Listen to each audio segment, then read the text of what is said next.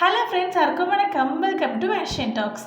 இன்னைக்கு சிறுகடிக்க ஆசையில் செல்வம் முத்தோட ஃப்ரெண்ட்ஷிப்பை ப்ரூவ் பண்ணுற மாதிரி ஒரு விஷயம் நடந்துச்சுங்க. அது மட்டும் இல்லைங்க, ரோகிணிக்கு மறுபடியும் பிரச்சனை கொடுக்க ஸ்டார்ட் பண்ணிட்டாரு பிஏ. கிருஷ்குட்டி கூட செல்ஃபி எடுத்து அதை அனுப்புகிற அளவுக்கு போயிட்டாருன்னா பார்த்துக்கோங்களேன். சரி வாங்க, இன்னைக்கு என்ன நடந்துச்சுன்னு பார்த்துடலாம். நம்ம முத்து ரொம்ப அவமானப்படுத்திட்டாங்க இல்லையா? அப்போ செல்வம் ஒய்ஃப் மன்னிப்பு கேட்குறாங்க. அப்போ செல்வத்தை பற்றி பயங்கரமாக குறை சொல்கிறாங்க. நான் அப்போவே படித்து சொன்னேன், இந்த மாதிரி ஆடம்பர செலவுலாம் வேண்டான்னு சொல்லிட்டு.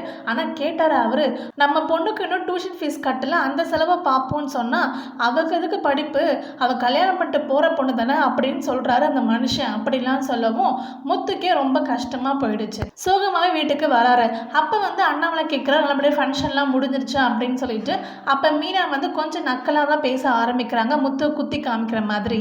ரொம்ப நல்லா நடந்துச்சு மாமா, இவருக்கு வேறு பயங்கரமாக மரியாதைலாம் கொடுத்தாங்களாம் பார்த்துக்கோங்களேன் அப்படின்ற மாதிரிலாம் பேசுகிறாங்க. அண்ணாமலையும் ரொம்ப சந்தோஷப்படுறாரு. அது மட்டும் இல்லை மாமா, என்கிட்ட எல்லா விஷயத்தையும் கன்சல்ட் பண்ணிவிட்டு என்னோட கருத்தும் வாங்கிட்டு தான் அவர் முடிவெடுக்கிறார் தெரியுமா? அப்படிலாம் மீனா ஒன்றுக்கு நாளாக பேசி குத்தி காமிக்கிறாங்க. முத்துக்கு கொஞ்சமே கில்ட்டாக தான் ஃபீல் ஆகுது. அண்ணாமலைக்கெல்லாம் ரொம்ப சந்தோஷமாக இருக்குது. இந்த மாதிரி அவன் மாறணும் தான் ஆசைப்பட்டேன் அப்படின்ற மாதிரி சொல்லிட்டு அவர் கிளம்பி போயிடுறாரு. அதுக்கப்புறம் மீனா முத்துக்கிட்ட போய் சொல்கிறாங்க, உங்களை நான் குத்தி காமிக்கிறதுக்கோ குறை சொல்கிறதுக்கோ இந்த மாதிரி சொல்லவே இல்லை. என் மனசில் அவ்வளோ கஷ்டம் இருந்துச்சு, நான் சொல்கிற மாதிரி கேட்டிருக்கலாம்ல அப்படின்ற மாதிரி ஃபீல் எனக்குள்ளே இருந்துச்சு அப்படின்ற மாதிரி அவங்க சொல்கிறாங்க. முத்து அப்பா கிட்ட உண்மை சொல்லாமல் இருந்ததுக்கு தேங்க்ஸ் அப்படின்ற மாதிரி சொல்கிறாங்க. அதுக்கு மீனா எப்படிங்க நல்லா சொல்ல முடியும், அப்படி சொன்னால் எனக்கும் தானே அவமானம் அது அப்படின்ற மாதிரி அவங்க சொல்கிறாங்க. அதுக்கப்புறமேட்டுக்கு திரும்பி செலவத்தை பற்றி பேசுகிறாங்க. தேவையில்லாமல் இந்த ஆடம்பர செலவுலாம் பண்ணியிருக்க வேண்டிய அவசியமே இல்லை. நான் சொன்ன மாதிரி கோவிலில் கூட்டு போய் கல்யாணம் பண்ணி ஒரு 4 பேருக்கு சாப்பாடு வாங்கி கொடுத்துருந்தானா அது அவ்வளோ திருப்தியாக இருந்திருக்கும். இப்போ பாருங்கள், காசெல்லாம் தண்ணியாக போனதான் மிச்சம் அப்படின்ற மாதிரி சொல்கிறாங்க. உடனே முத்து திரும்பி சப்போர்ட் பண்ணி தான் பேச ஆரம்பிக்கிறாரு. ஒரு ஃபங்க்ஷன்னா 4 விஷயம் நடக்க தான் செய்யும் அப்படின்ற மாதிரி அவர் சொல்கிறாரு.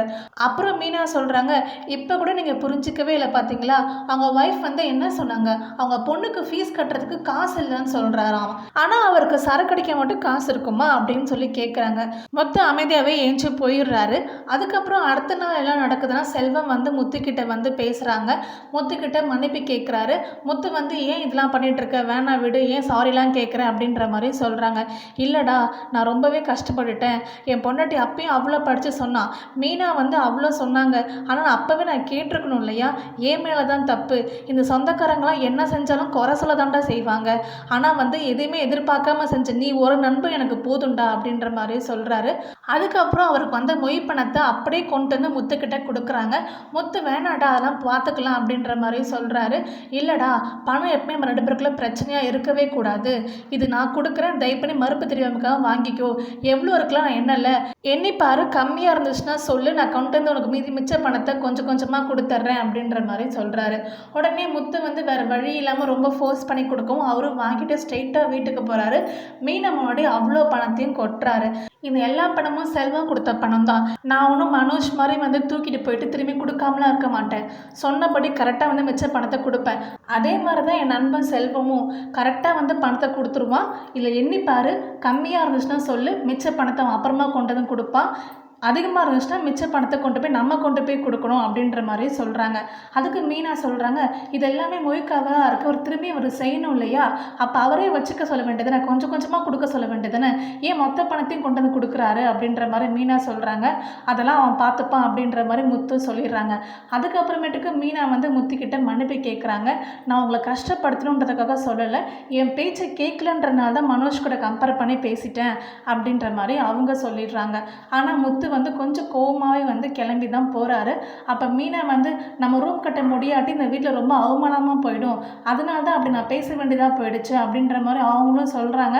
ஆனால் இருந்தாலும் முத்து நார்மலாக ஆகாமல் அவர் பாட்டு கிளம்பி போகிறாரு. இதுக்கு நடுவில் என்ன நடந்துச்சுன்னா, ரோகிணி மிரட்டிட்டு இருந்தார்ல அந்த பிஏ, அவர் கிருஷ்குட்டி ரோட்டில் விளையாண்டுருக்காப்புல. ஸோ கிருஷ்குட்டிகிட்ட ரொம்ப நல்லா பேசி அவர்கிட்ட ஒரு செல்ஃபி வாங்கிட்டு அந்த செல்ஃபி ஃபோட்டோவை ரோகிணி ஃபோனுக்கு அனுப்பிச்சிடுறாங்க. ரோகிணி அதை பார்த்தோன்னே ரொம்ப ஷாக் ஆகுறாங்க. அப்போ பிஏக்கு கால் பண்ணி கேட்குறாங்க, என்ன நான் நேற்று தான் ஜெயிலேருந்து வந்தேன், என்ன உன் பயப்படி நிற்கிறேன்னு பார்க்குறியா, ஆனால் ஜெயிலில் இருக்கும்போது ஃபுல்லாக ஓன் ஞாபகம் தான் இருந்துச்சு தெரியுமா, நான் சொல்கிற மாதிரி நீ நாளைக்கு நான் சொல்கிற லொக்கேஷனுக்கு வா, அதுக்கப்புறம் மிச்சத்தெல்லாம் அங்கே பேசிக்கலாம் அப்படின்ற மாதிரி அவர் ஃபோனை வச்சிடுறாரு. இதுக்கப்புறம் இந்த ரோகிணி இந்த பிரச்சனையை சமாளிப்பாங்களா இல்லை இப்போ மாட்ட போகிறாங்களான்றதை வெயிட் பண்ணி தான் பார்க்கணும். உங்களுக்கு வீடியோ பிடிச்சிருந்துச்சுன்னா வீடியோக்கு லைக் பண்ணி நம்ம சேனல் சப்ஸ்கிரைப் பண்ணி சப்போர்ட் பண்ணுங்கள். தேங்க்யூ அண்ட் தேங்க்ஸ் ஃபார் வாட்சிங்.